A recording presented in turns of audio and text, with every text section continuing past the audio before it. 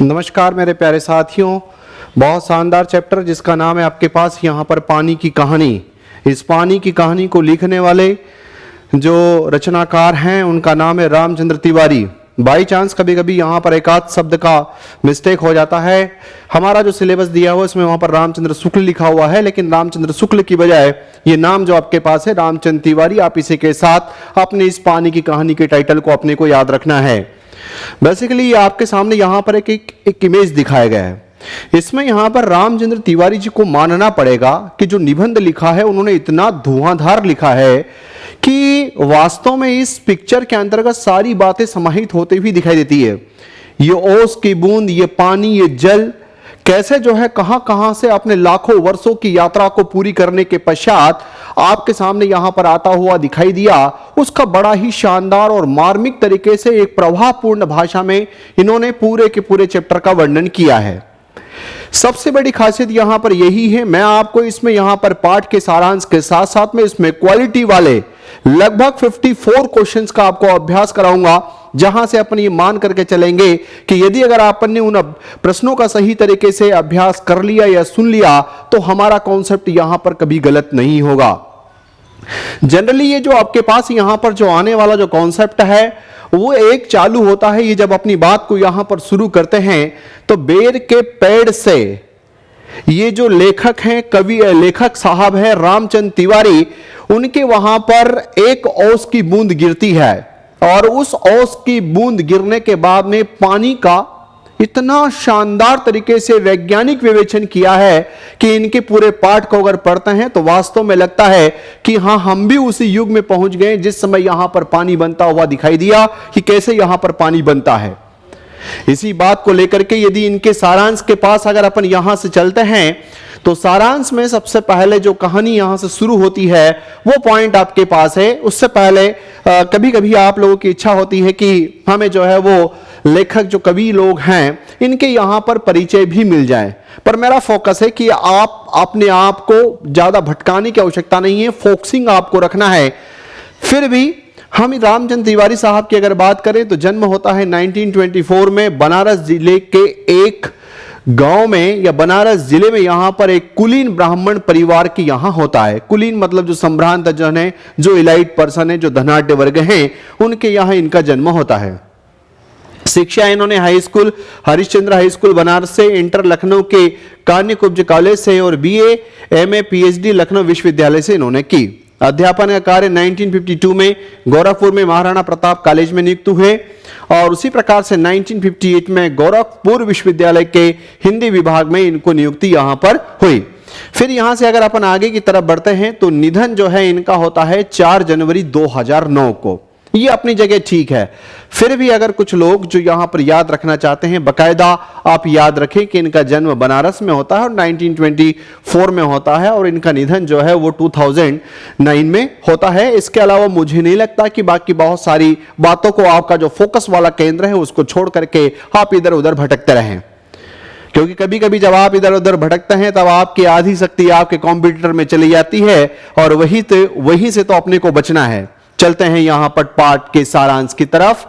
लेखक रामचंद्र तिवारी द्वारा लिखित निबंध पानी की कहानी में लेखक ने पानी की बूंद का मानवीकरण किया है और इतना शानदार तरीके से मानवीकरण साइंटिफिक भाषा में किया है कि वास्तव में जब अगर आप इस चैप्टर को वहां पर पढ़ते हो तो आपको भी लगता है कि एक ओस की बूंद से शुरू होने वाला कॉन्सेप्ट कब एक निबंध का रूप ले लेता है और विस्तार से फैलता हुआ दिखाई देता है।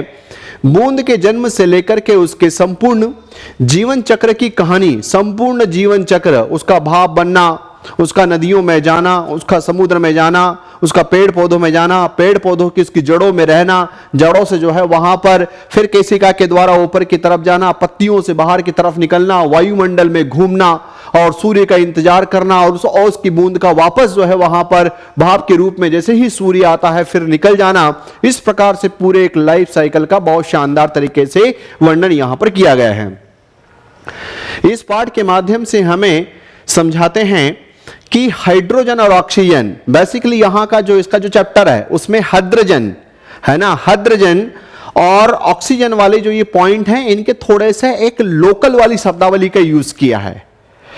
हाइड्रोजन और ऑक्सीजन, तो जब अगर आप हाइड्रोजन की बात करते हो तो आप सब यहां पर ये जानते हैं कि पानी के पास यदि अगर आपको ले जाऊं तो ये है आपके पास हाइड्रोजन H2 और उसके बाद में आप ऑक्सीजन के पास जाते हो तो O, तो ये जल की कहानी आपके पास आ गई। मतलब हिंदी का पाठ और वैज्ञानिक तरीके से समझाने का जो यहां पर कमाल इनका देखा वो रामचंद्र तिवारी साहब का जबरदस्त है इसमें। फिर यहां से आगे से मिलकर बनी है। छोटी सी पानी की बूंद अपने जीवन में बहुत लंबा सफर तय करती है। सबसे पहले अत्यधिक गर्मी के कारण समुद्र से भाप बनकर ये उड़ जाती है। फिर आगे फिर ठंडा होने पर बादलों का रूप लेती है और अत्यधिक घने काले बादल बरसकर दोबारा पानी के रूप में धरती पर आ जाते हैं। फिर कुछ पानी मनुष्य, कुछ पानी पेड़ पौधों। अब यहां पर इन्होंने जो अपनी पानी की जो बूंद है, ये जो पानी की जो कहानी है उसमें यहां पर पेड़ पौधों वाला, जो समुद्र वाला, नदियों वाला, इस प्रकार से इन्होंने बहुत शानदार तरीके से वर्णन किया है तथा अन्य जीव जंतुओं द्वारा उपयोग किया जाता है।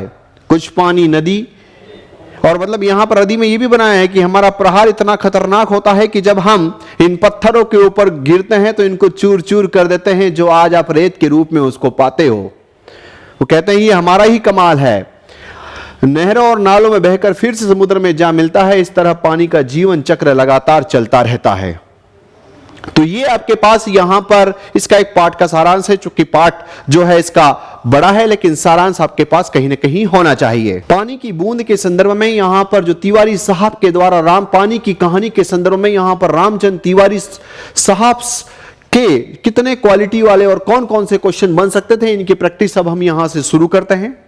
प्रश्न नंबर 1, पानी की कहानी निबंध के लेखक का नाम क्या है? अब इसमें यहां पर दोनों ऑप्शन है, रामचंद्र तिवारी भी, रामचंद्र शुक्ल भी, रामवृक्ष बेनीपुरी भी और निर्मल वर्मा भी। तो आपने यहां पर इन दोनों को तो क्रॉस कर दिया, कोई दिक्कत की बात नहीं है, इसको तो आप यहां पर क्रॉस कर दीजिए। अब आपको लगेगा कि हमारे सिलेबस में यहां पर यह लिखा हुआ है लेकिन रामचंद्र शुक्ल की रचना नहीं है। ठीक है, बाय मिस्टेक वहां पर कभी कभी होता है। जैसे मैं आपको बताऊं कि पीएससी के सिलेबस में इस प्रकार की चीजें आ जाती है। एक जगह वहां पर व्यवसाय शब्द इधर लिखते हैं हिंदी में और उसका अंग्रेजी लिख देते हैं मैनेजमेंट, जबकि व्यवसाय का अंग्रेजी होता है बिजनेस और मैनेजमेंट का हिंदी होता है प्रबंध। तो इस प्रकार की चीजें आ जाती है, तो अपने को यहां पर सही बात पता होना चाहिए। तो बिल्कुल यहां पर जिन लोगों ने इसका उत्तर दिया है वो यहां पर सही है कि इसका आंसर जाएगा क्या, तो आंसर है यहां पर रामचंद्र तिवारी। चलते हैं नंबर 2 प्रश्न की तरफ। अगला प्रश्न, पानी की कहानी की शैली में लिखी गई है? ए आत्मकथात्मक, बी निबंधात्मक, सी संवादात्मक और डी व्यंग्यात्मक। तो बेसिकली यहां पर रामचंद्र तिवारी ने इसको यहां पर निबंध के रूप में तो लिखा है लेकिन अपनी एक तरीके से आत्मकथा, जो पानी की कहानी जो है वो यहां इसमें सुना रहा है। तो इसका उत्तर जो सटीक वाला जाएगा, बिल्कुल यहां पर गणेश ने जो है इसका उत्तर आत्मकथात्मक दिया है, वो बिल्कुल सही है। चलते हैं नेक्स्ट प्रश्न की तरफ। पानी की कहानी पाठ में बूंद किससे अपनी कहानी सुना रही है? सूरज से, लेखक से, नदी से या पेड़ से? बिल्कुल सही जवाब प्रवीण के द्वारा इसका उत्तर यहां पर यह दिया गया कि ये जो है लेखक से वार्तालाप हो रहा है पूरे के पूरे पाठ में। अगर आपने देखा है तो आपको भी इसमें यहां पर समझ में आया होगा। बिल्कुल इसका उत्तर सही है यहां पर। ठीक है, सारे लोगों का आंसर यहां सही है। चलते हैं आगे। बूंद अपनी रक्षा के लिए कहां कूद जाती है? ए तालाब में, बी पत्ते पर, सी लेखक की हथेली पर और डी मिट्टी में। बिल्कुल सही, सारे लोगों का धुआंधार उत्तर। इसमें यहां पर सभी लोगों का यह कहना है कि लेखक की हथेली के ऊपर गिर जाती है। फिर आगे नंबर 5, बूंद के पूर्वज कौन थे? ए जल और वायु, बी हाइड्रोजन और ऑक्सीजन, सी जलकण और धूल और डी मेघ और नदी। बहुत शानदार जवाब। बिल्कुल नम्रता ने इसका उत्तर यहां पर दिया है कि हाइड्रोजन और ऑक्सीजन, जबकि वहां पाठ में अगर आप देखोगे तो शब्द हाइड्रोजन और दूसरा ओसजन है ना, ये 2 पॉइंट वहां पर यूज हुए हैं। तो बिल्कुल जिन लोगों के द्वारा इसका उत्तर यहां पर भी दिया गया है वो बिल्कुल सही है, हाइड्रोजन और ऑक्सीजन इसका आंसर यहां पर होगा। ठीक है, पार्ट को लाइक भी करना है, चैनल को सब्सक्राइब नहीं किया है तो सब्सक्राइब भी करें और अपने और संगी साथियों को इस धारा में आप भी बहाते ले चले, उनको भी जो है मौज मस्ती लेने दे इस प्रकार के पाठों का। बिल्कुल सही उत्तर। चलते हैं यहां से आगे की तरफ। अगला पॉइंट, बूंद के लिए सबसे मजेदार दिन कौन से थे? जब वो तालाब में थी, जब वो समुद्र में थी, जब वो नदी में बह रही थी, जब वह वर्षा बन रही थी। तब यहां पर बिल्कुल सही कि जब वह नदी में बह रही थी, वो उसके लिए बड़े मजेदार दिन थे। वो कहती हैं कि मैं जब यहां पर इन पत्थरों के ऊपर जब हम गिरते थे तो इन पत्थरों को भी चकनाचूर करके जो आज आप रेत के बारीक बारीक टुकड़े जो इनसे यहां पर लाते हो वो हमारा ही कमाल है। फिर आगे 7 नंबर, सूर्य के कांपने का कारण क्या था? मतलब इस पानी की कहानी के संदर्भ में सूर्य के कांपने का कारण क्या था? चंद्रमा की चमक, इसलिए सूर्य कांप रहा था। बी, पृथ्वी के बढ़ते आकार के कारण। सी, एक प्रचंड प्रकाश पिंड का सूर्य की ओर बढ़ना और इतना विशालकाय था कि उसकी आकर्षण शक्ति बड़ी तेज थी। या डी, बूंद की चमक। बिल्कुल सही उत्तर यहां पर बबलू ने इसका उत्तर दिया है, वो है आपके पास क्या? तो एक प्रचंड प्रकाश पिंड का सूर्य की ओर बढ़ना। और यहां जब अपनी ये आगे की तरफ पार्ट को बढ़ाते हैं तो कहते हैं कि सूर्य का, चूंकि इसका आकर्षण इतना खतरनाक था कि सूर्य का एक टुकड़ा वहां से निकल जाता है सूर्य से, और फिर वो टुकड़ा और कई छोटे छोटे टुकड़ों में यहां पर बढ़ता है, और फिर वही छोटा टुकड़ा एक पृथ्वी के गोले के रूप में आपके सामने यहां पर आते हुए दिखाई देता है। चलते हैं यहां से अगले प्रश्न की तरफ। भाग्य ने बूंद का साथ कब दिया? जब वो समुद्र में थी, जब वह नदी में थी, जब नल टूटा और वह बाहर निकल गई, जब वह बादल बन गई। पाठ में बड़ा शानदार तरीके से उन्होंने कहा कि मेरा भाग्य कब? जब उसको वहां पर नल के अंदर प्रवेश हुई तो एक रात में उसको टूटा नल मिल गया और वहां से जो है वो अपना बोरिया बिस्तर बांध करके आगे की तरफ निकल चुकी थी। तो फिर यहां पर इसका उत्तर बिल्कुल जितेन आदि सभी लोगों का इसमें उत्तर सही है कि यहां पर इसका उत्तर क्या है? तो वो जो टूटा नल था और उससे बाहर निकलना। नेक्स्ट क्वेश्चन, समुद्र की तह में बूंद ने कौन कौन से जीव देखे? जालीदार मछलियां और बड़े कछुए, हाथों वाली मछलियां, प्रकाश देने वाली मछलियां, उपरोक्त सभी। यदि आपने यहां पर पाठ को सही ढंग से यदि सुना है या अगर आपने इसमें यहां पर रीड आउट किया है तो इसका उत्तर जो है सब कुछ है, उपरोक्त सभी ही है। बिल्कुल यहां पर उपेंद्र आदि लोगों के द्वारा इसका उत्तर सही दिया गया है और उपरोक्त सभी इसका आंसर यहां पर जाएगा। चलते हैं आगे की तरफ। समुद्र की गहरी तह में बूंद ने क्या देखा? केवल जल, छोटे ठिंगने मोटे पत्तों वाले पेड़, सी ऊंची इमारतें, और डी रेगिस्तान। वो जब वहां पर समुद्र की तह में जब उसकी और जिज्ञासा बढ़ती है तो और वो अंदर जाती है तब वहां पर पाती है। बिल्कुल यहां पर सभी लोगों ने इसका आंसर जो है उसमें सही दिया है कि छोटे ठिंगने मोटे पत्तों वाले पेड़ जो है उन्होंने वहां पर देखा समुद्र के अंदर। फिर आगे चलते हैं 11 क्वेश्चंस की तरफ। बूंद के लिए सबसे अनोखा नजारा कौन सा था? नदी की हलचल, ए। बी, समुद्र में जीवों और हलचल को देखना। सी, पहाड़ों से गिरना, और डी, वर्षा में गिरना। बिल्कुल सही जवाब यहां पर समुद्र में जीवों और हलचल को देखना, उसके लिए वहां पर एक अनोखा नजारा था कि अच्छा समुद्र के अंदर इस प्रकार की चीजें भी यहां पर और दिखाई देती है। ठीक, अगला क्वेश्चन, पानी का जन्म कैसे हुआ? ए, नदियों में बहकर। बी, हाइड्रोजन और ऑक्सीजन के मिलने से। सी, समुद्र में खुद ब खुद। और डी वाला जो पॉइंट आता है पेड़ों की पत्तियों पर। बिल्कुल सभी लोगों ने इसका आंसर यहां पर सही दिया है। इसमें हाइड्रोजन और ऑक्सीजन के मिलने से पानी का जन्म यहां पर होता है इस पानी की कहानी के संदर्भ में। नेक्स्ट क्वेश्चन, पानी ने अपनी यात्रा में कौन कौन से रूप लिए हैं? क्या वो ठोस रूप में भी था, वो तरल रूप में भी था, वो भाप रूप में भी था, या फिर उपरोक्त सभी था? बिल्कुल यहां सभी लोगों का जो है वो आंसर इसमें सही है इसमें, क्योंकि वो ठोस रूप में भी था, तरल रूप में भी था और वाष्प भाप के रूप में भी था। तो इसका आंसर यहां पर सभी लोगों का सही है। चलते हैं नेक्स्ट की तरफ। अगला क्वेश्चन नंबर 14, पानी की यात्रा कहां कहां से होकर गुजरी? समुद्र से, नदियों से, आकाश से, नल से, जमीन से, पेड़ से, ज्वालामुखी से, वर्षा से, आकाश से। अब इस पाठ के संदर्भ में जब अगर आप देखोगे तो इसका उत्तर भी बिल्कुल गुड, वेरी गुड। यहां पर जो है इसका आंसर दिया है, यत्नेश ने इसका आंसर दिया है वो बिल्कुल सही है। इसमें किसका आंसर जाएगा? उपरोक्त सभी, बिल्कुल है ना। चलते हैं नेक्स्ट क्वेश्चन की तरफ। अगला, पानी ने वाष्प रूप किस कारण धारण किया था? ठंडी हवाओं के कारण वो वाष्प में चली गई, सूर्य की उष्मा के कारण वो वाष्प में चली गई, नदी के बहाव से वो वाष्प में चली गई, या पेड़ों की छाया से वो वाष्प में चली गई? बिल्कुल यहां पर सभी लोगों का, उषा आदि लोगों का आंसर इसमें सही है, और इसका कारण बिल्कुल सिंपल सा है कि सूर्य की उष्मा, सूर्य का ही तो इंतजार कर रही थी वो। चलते हैं 16 नंबर के क्वेश्चन की तरफ। ओस की बूंद लेखक को अपनी कहानी सुनाते हुए किसका इंतजार कर रही थी? ए वर्षा का, बी चंद्रमा का, सी सूर्य का, डी हवा का। ओस की बूंद लेखक को अपनी कहानी सुनाते हुए किसका इंतजार कर रही थी? बहुत फास्ट जवाब, बिल्कुल सही है। यहां पर इसमें सोमेश ने इसका उत्तर दिया है वो सूर्य, क्योंकि कह तो रही थी, स्पष्ट कह रही थी कि सूर्य जैसे ही निकलेगा फिर मैं तुम्हारे पास रुकने वाली नहीं हूं, मैं चली जाऊंगी, बस तब तक आप मुझे संभाल करके रखो जब तक सूरज नहीं आ जाता। बिल्कुल सही उत्तर है इसका। चलते हैं, लेखक को ओस की बूंद कहां मिली?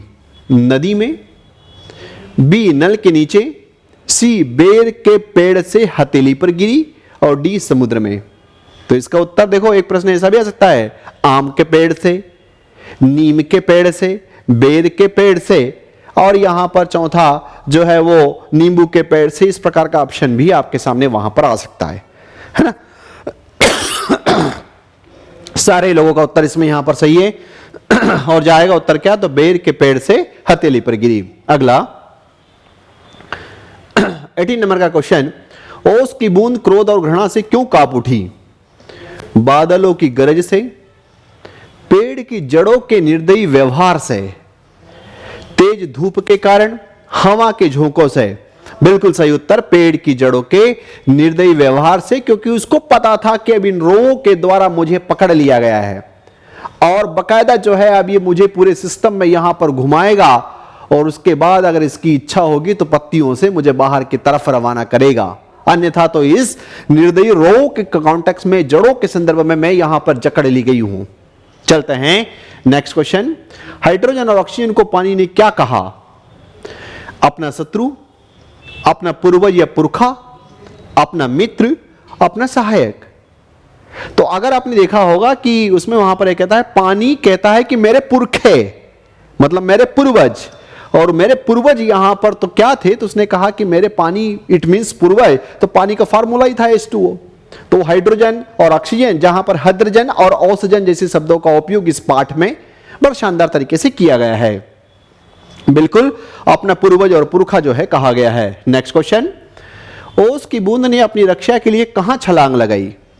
ए नदी में, बी लेखक की हथेली पर, सी समुद्र में, डी कुएं में। बिल्कुल सही जवाब सभी लोगों का, लेखक की हथेली पर जो है वो वहां पर छलांग उसने लगाई।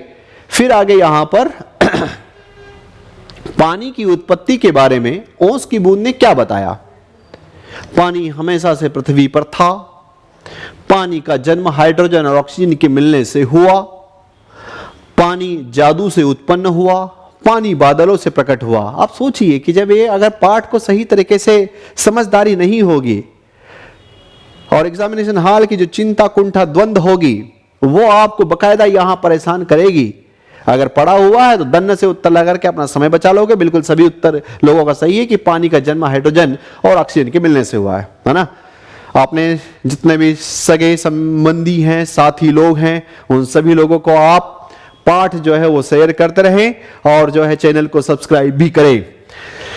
चलते हैं आगे की तरफ। इसमें बूंद समुद्र का भाग बनकर कैसा दृश्य देखती है? बूंद समुद्र का भाग बनकर कैसा दृश्य देखती है? साधारण, अनोखा नजारा, उबाऊ दृश्य, कोई विशेष दृश्य नहीं, अनोखा नजारा। क्यों रे, समुद्र के अंदर और यहां पर ऐसी ऐसी चीजें हैं जहां पर मछलियों के कई प्रकार के रूप देखना, पेड़ पर्वत पहाड़ जंगल सब देखना वहां पर, है ना। तो बिल्कुल इसमें यहां पर इसका उत्तर सभी लोगों ने इसका सही दिया है, अनोखा नजारा यहां पर आएगा। अगला प्रश्न, समुद्र में मुख्य रूप से क्या भरा है? ए मीठा पानी, तेल, बी सी नीरा नमक, रेत। जब ये अपनी कहानी सुनाती है तब वहां पर ये कहती है कि समुद्र में जो है, बिल्कुल सही जवाब, बिल्कुल इसका आंसर जो है यहां पर जो लोग दे रहे हैं वो नीरा नमक। बिल्कुल इसमें यहां पर, क्योंकि इसका आंसर वही है, बोले नीरा का नीरा, नमक का नमक है वहां पर। है ना। चलें अगला प्रश्न, मछलियां अपने शिकार को कैसे पकड़ लेती है?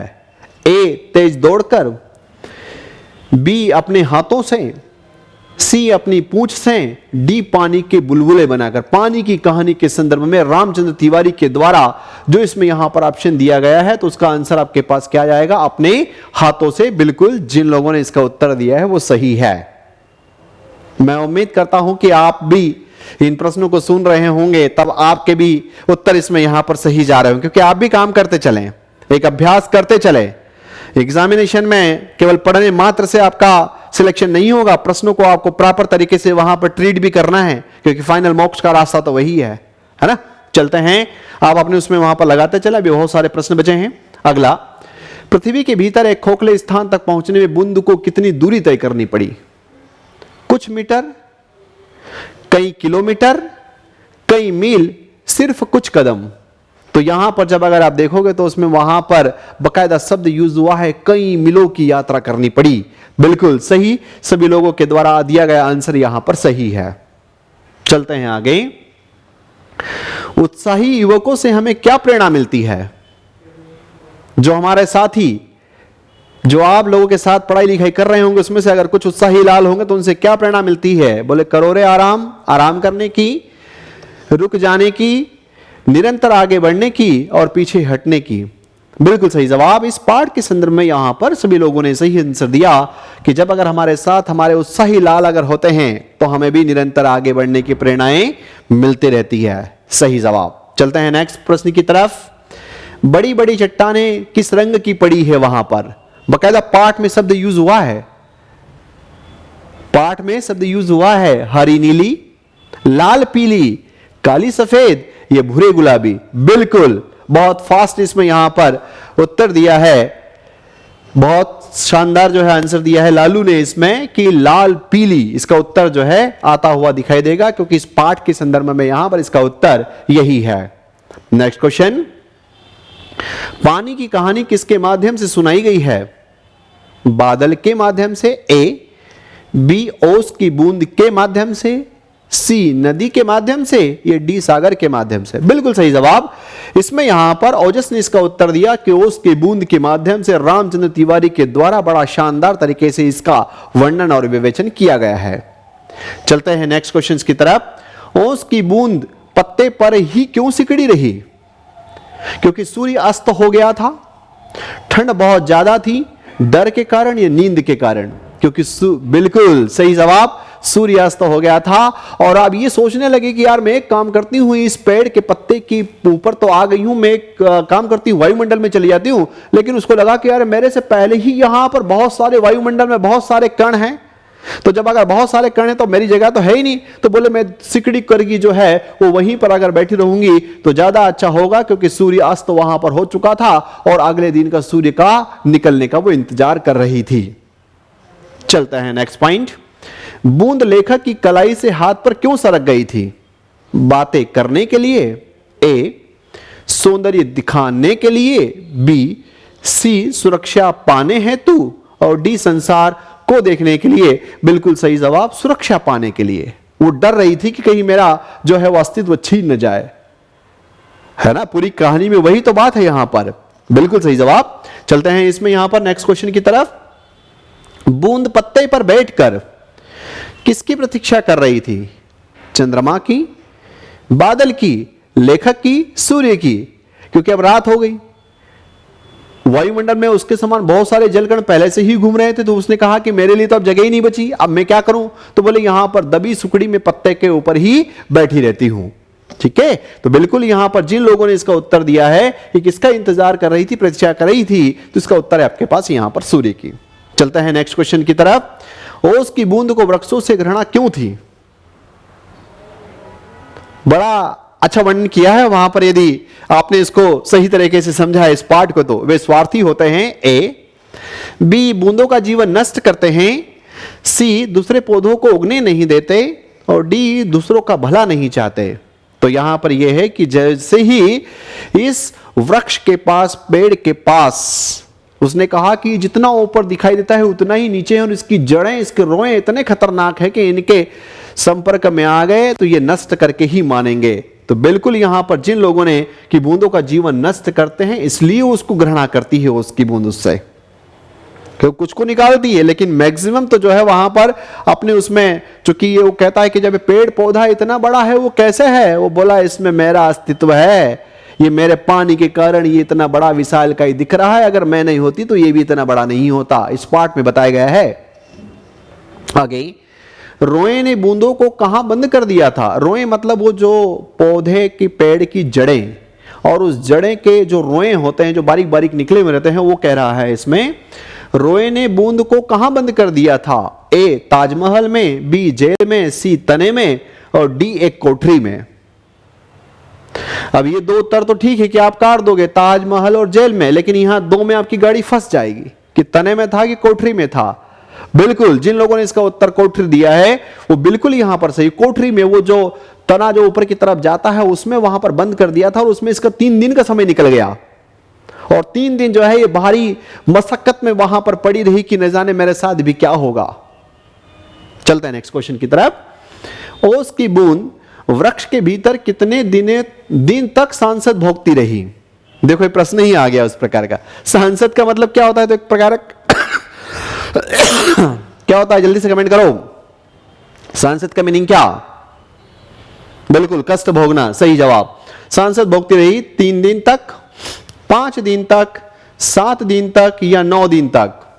तो यहां पर बिल्कुल इसका सही उत्तर है, अभी अपन ने कहा कि कितने दिन तक, तो 3 दिन तक जो है यहां पर इसमें उलझी रही। अगला, निम्नलिखित में से बूंद का पुरखा कौन सी गैसें हैं? बूंद का पुरखा, पूर्वज कौन सी गैसें हैं? ए नाइट्रोजन और हाइड्रोजन, बी हाइड्रोजन और ऑक्सीजन, सी कार्बन डाइऑक्साइड और ऑक्सीजन, डी इनमें से कोई नहीं।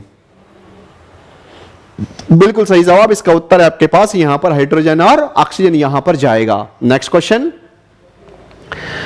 अगला प्रश्न है अपने पास इसमें यहां पर कि सूर्य में आप गैस किस रूप में विद्यमान है? सूर्य में आप गैस किस रूप में विद्यमान है? पानी के रूप में, बी बर्फ के रूप में, सी लपटों के रूप में, या डी ठोस पदार्थ के रूप में। तो यहां पर जब अगर अपन देखते हैं तो वो लपटों के रूप में इधर उधर जो है, क्योंकि जब अगर वो भाप बन गई तो भाप के बाद अगला कॉन्सेप्ट वही था कि लपटों में जो है चलती रहती थी। अगला प्रश्न, जो भयानक पिंड सूर्य के करीब आ रहा था वो सूर्य से कितना बड़ा था? 2 गुना, 10 गुना, 100 गुना या लाखों गुना? तो इस पार्ट में यहां पर क्या शब्द यूज हुआ है उसके संदर्भ में इसका उत्तर जाएगा। आप अपनी मन मर्जी यहां पर नहीं चला सकते, इसलिए तो आप लोगों को ये पार्ट पढ़ने को दिए हैं, है ना। तो इसका उत्तर यहां पर जाएगा लाखों गुना, न 2 न 10 न 20 न 100, लाखों गुना। आगे, सूर्य के एक भाग के टूटने का क्या कारण था? अत्यधिक गर्मी, अत्यधिक खिंचाव, दूसरे ग्रह से टकराना, बिना किसी के कारण के। बिल्कुल, यदि अगर आपने इस पार्ट में यहां पर सुना है तो उसकी जो सामने एक जो दूसरा पिंड था उसका आकर्षण शक्ति इतनी खतरनाक थी कि सूर्य का जो है एक छोटा सा टुकड़ा यहां से निकल करके चला जाता है, और फिर ये जो टुकड़ा यहां से जो निकल करके जाता है ये फिर कई सारे छोटे छोटे टुकड़ों में यहां पर बदलता है, और फिर इसी छोटे टुकड़े में से एक टुकड़ा जो है वो आपका पृथ्वी गोले के रूप में बनता हुआ दिखाई देता है। ऐसा इस पार्ट में यहां पर बताया गया है। तो इसका उत्तर जाएगा आपके पास अत्यधिक खिंचाव के कारण उसका टूटना था। आगे, पृथ्वी आरंभ में किस रूप में थी? पानी के रूप में, पत्थर के रूप में, आग के गोले के रूप में, वायु के रूप में। अभी अपन ने चर्चा की इसमें, बिल्कुल सही जवाब सभी लोगों का कि सूर्य का किसी दूसरे पिंड के कारण, आकर्षण के कारण उसका जरा सा टुकड़ा टूटना, उस टुकड़े के फिर कई सारे टुकड़ा टूटना, उस टुकड़े का एक गोलाकार टुकड़ा जो है वो आपके पास यहां पर आग के गोले के रूप में दिखाई दे रहा है। तो इस पार्ट में यहां पर कवि ने इसी प्रकार की बात की है कि पृथ्वी आरंभ में यहां पर आग के गोले के रूप में प्रतीत होती है। तो जिन लोगों ने उत्तर दिया है वो बिल्कुल सही है। चलते हैं नेक्स्ट क्वेश्चन की तरफ। हाइड्रोजन और ऑक्सीजन की रासायनिक क्रिया के परिणाम स्वरूप क्या बना?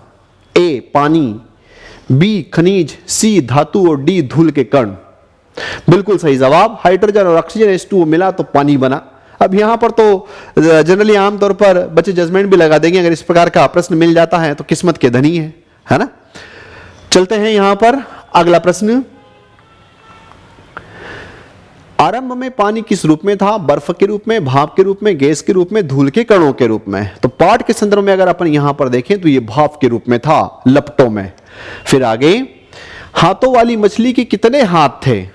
वहां पर आया है कि एक मछली इसमें इस प्रकार की आई है जिसमें वहां पर हाथों की संख्या बताई है पाठ में, और वो कितने थे? बिल्कुल सही जवाब इसने यहां पर उत्तर दिया 8। बिल्कुल सही है कि 5, 7 और 10 नहीं है, वो 8 हाथों वाली मछली थी जो जिसको भी अगर किसी को शिकार बनाना होता था तो बड़े मस्त गति से वो अपने शिकार बना लेती थी उसमें। चलते हैं आगे। समुद्र तल की पहाड़ी गुफाओं के जीव कैसे हैं? मतलब समुद्र तल में वहां पर एक पहाड़ी थी और उस पहाड़ी में वहां पर कई सारी गुफाएं थी, उन गुफाओं के अंदर बहुत सारे जीव थे। तो यहां पर इस पाठ में रामचंद्र तिवारी साहब इनका वर्णन किस प्रकार से करते हैं कि वो आलसी थे, वो चंचल थे, वो भूखे थे, वो चुस्त थे। बिल्कुल, यदि अगर आपने पाठ सुना है तो आपको उत्तर आएगा। आपने जो इसका उत्तर दिया कि वो जो है चुस्त और चंचल, तो ये उत्तर इसमें यहां पर नहीं है। इसका उत्तर है वो आलसी थे और नीरे अंधे, ये दो शब्द यूज किए गए, नीरे अंधे और आलसी। तो इसका उत्तर अभी यहां पर क्या जाएगा? तो वो जाएगा आपके पास आलसी। अगला प्रश्न, जलकण कहां जाकर जान बचाने का प्रयास करते हैं?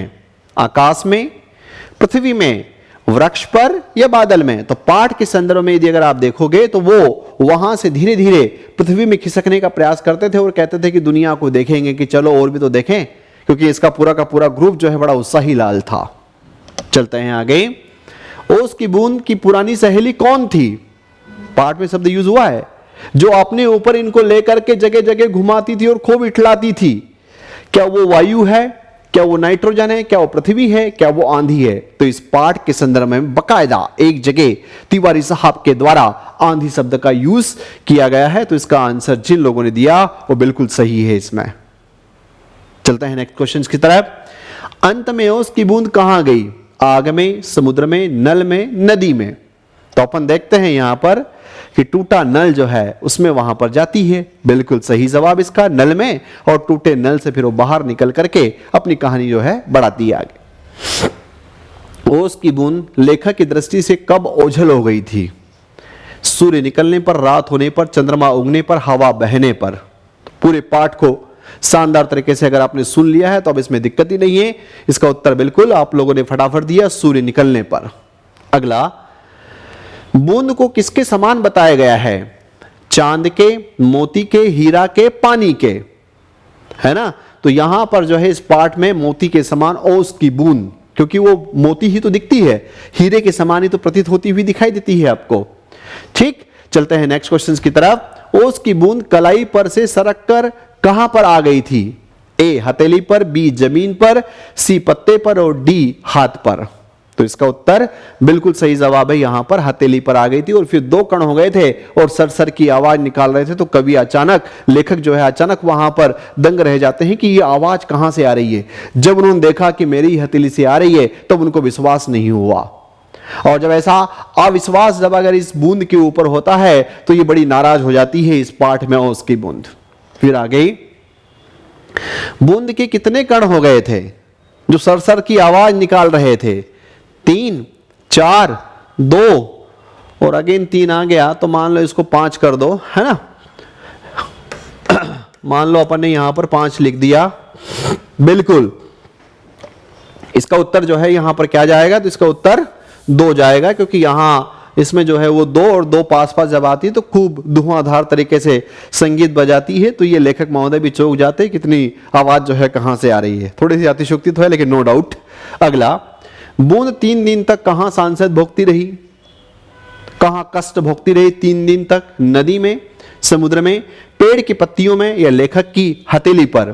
तो 3 दिन जो है उसका जो सांसद वाला, जो कष्ट वाला जो समय बीता था, जिस दिन किसी पेड़ के रुए के द्वारा जब इसे खींच लिया गया था और ये जो पेड़ से रिलेटेड जो एक्टिविटी थी उसमें वहां पर उसका समय बीता।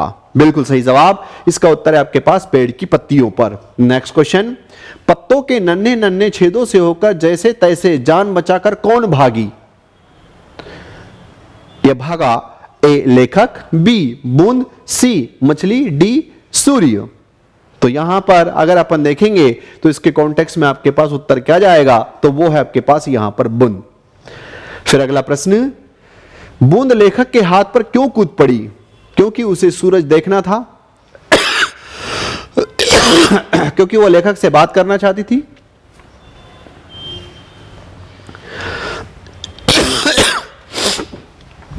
क्योंकि सुबह होने तक सहारा पाना चाहती थी, और डी